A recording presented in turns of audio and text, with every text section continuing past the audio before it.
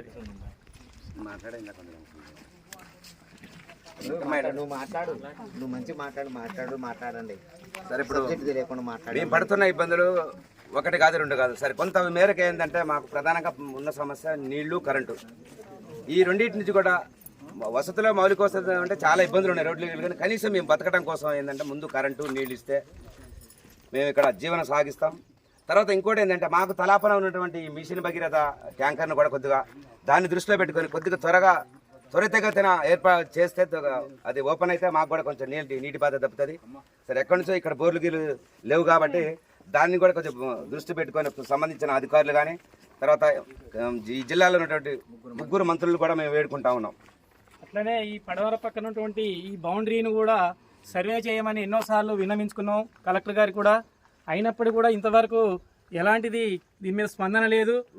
Private వ్యక్తులు వాళ్ళని survey అని చెప్పేసి పోలీసు వాళ్ళని, రెవెన్యూ వాళ్ళని తీసుకురావడం, జనం లేని టైంలో ఇబ్బంది పెట్టారా. బోర్డు వారు సర్వేను చేయించడానికి కూడా బోర్డు వారు కూడా దీన్ని స్పందించి మా ప్రైవేటు వ్యక్తులకు, ఇక్కడ ఉన్నటువంటి కాలనీ వాసులకు ఎలాంటి గొడవలు రాకుండా, ఎవరికి ఇబ్బందులు లేకుండా చేయాలని ప్రభుత్వం కూడా దీని వెంటనే స్పందించాలని ముఖ్యమంత్రి వాళ్ళకి ప్రైవేట్ వ్యక్తులకి ఉన్న వాళ్ళకి జనాన్ని గొడవలు లేకుండా చేసి కొలతలు వేపించి ఊరికి బౌండరీ చేసి ఇది చేయాలని కోరుతున్నాం. ఇక్కడ రెవెన్యూ మినిస్టర్ ఉన్నాడు, డిప్యూటీ సీఎం ఉన్నాడు, ఇక్కడ ఇంకో మంత్రి ఉన్నాడు, వ్యవసాయ శాఖ మంత్రి. 3 మంత్రులు ఉన్నాం. గొడవ ఖమ్మం దగ్గర కాలనీ ఉండి కరెంటు లేదు, పిల్లగాళ్ళందరూ ఇబ్బంది పడుతున్నారు, రోడ్డు సౌకర్యం లేదు, నీళ్ళ సౌకర్యం లేదు.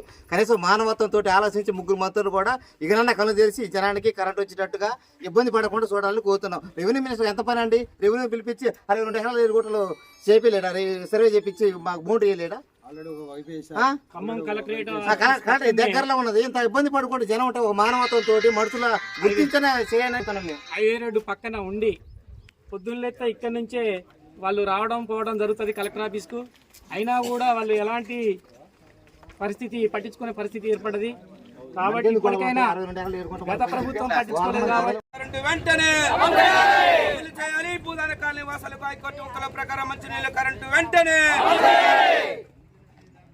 నీళ్లు కరెంటు నీళ్లు వెంటనే, నీళ్లు కరెంటు రోడ్లను వెంటనే అమలు చేయాలి. నీళ్లు కరెంటు రోడ్లను వెంటనే, భూదాన కాలనీ వాసులకు నీళ్లు కరెంటు రోడ్లు వెంటనే, నీళ్లు కరెంటు రోడ్లు వెంటనే, హైకోర్టు ఆర్డర్ల వెంటనే, హైకోర్టు ఆర్డర్ల వెంటనే, నీళ్లు కరెంటు రోడ్లను వెంటనే, భూదాన కాలనీకి నీళ్లు కరెంటు రోడ్లు వెంటనే నశించాలి ప్రభుత్వం.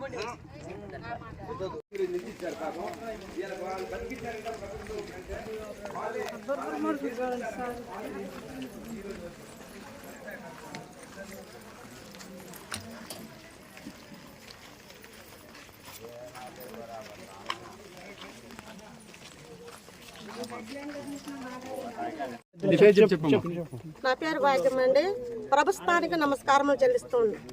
మేము పనులు చేసుకునే మా పనులండి ఇక్కడ నుంచి ఈ గుడిసెల్లో నుంచి మేము ఖమ్మం వెళ్ళిపోయి మరి చిన్న పనులు, వాటర్లో పని కానీ కూలి పనులు చేసుకొని బ్రతుకుతున్నాం.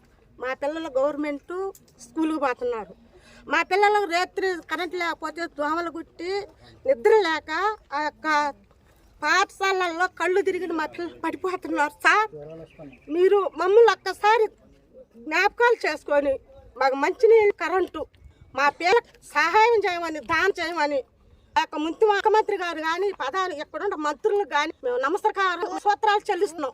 మా బాధ మీరు పెంచుకుంటారు, మా బాధ ఆలకిస్తారని. మాకు ఎవరున్నారంటే ఎంత ప్రభుత్వం మమ్మల్ని లెక్క చేయలేదు. ఈ ప్రభుత్వం ఆయన ఇదివరకు ఇంద్రన్నప్పుడు ఆ ప్రభుత్వం మంచి జరిగింది.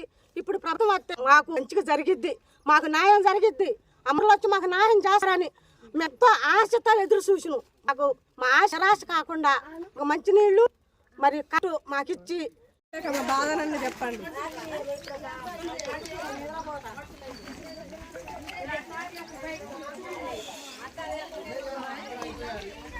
ఈ బోర్ అనేది కూడా ఈ అడవి నరికినప్పుడు బోరింగ్ చేతి పంపు ఉంది. ఆ చేతి పంపును కొద్ది రోజులు వాడుకుంటూ ఆ తర్వాత మేమే కందాలు వేసుకొని అందరం కలిసి ఆ బోర్ పైపులు తీసుకొచ్చుకొని జనరేటర్ కొనుక్కొచ్చుకొని ఆ జనరేటర్ ద్వారా మనం ఎలా తీసుకుంటూ పోతున్నాం. దానికి ట్రాక్టర్లు ఈ మన సత్యసాయిబా ట్రస్ట్ వాళ్ళు 6 సంవత్సరాలు అవుతుంది అది ఇచ్చి. ఇది జనరేటర్. దీని ద్వారా నడుస్తుంది ఇప్పుడు వాటర్ ట్యాంకర్లో వేస్తుంది. ఇప్పుడు కరెంట్ లేకపోతే దీని ద్వారా జనం దగ్గర బిల్లులు దళాన్ని ఇస్తారు, అవి వసూలు చేసి సోలార్ కూడా ప్లాన్ చేసినాం.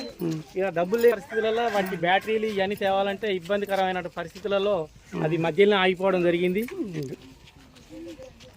సత్యసాయి ట్రస్ట్ వాళ్ళు గత 6 సంవత్సరాల నుండి మాకు ట్రాక్టర్ అప్పచెప్పడం వల్ల ఇంటింటికి నీళ్లు పోయడం జరుగుతుంది. అలాగే ఇంకొక ట్రాక్టర్ కూడా ఉంది కానీ రిపేర్ ఉంది. దాన్ని బాగు చేయడానికి కూడా అమౌంట్ లేక ఇబ్బంది పడతాను. చూడన్నా ఈ టైర్ పంచర్ అయ్యి టైర్లు పంచర్ అయ్యి బాగు చేసే పరిస్థితి లేక ప్రజలు ఇబ్బంది పడతారు.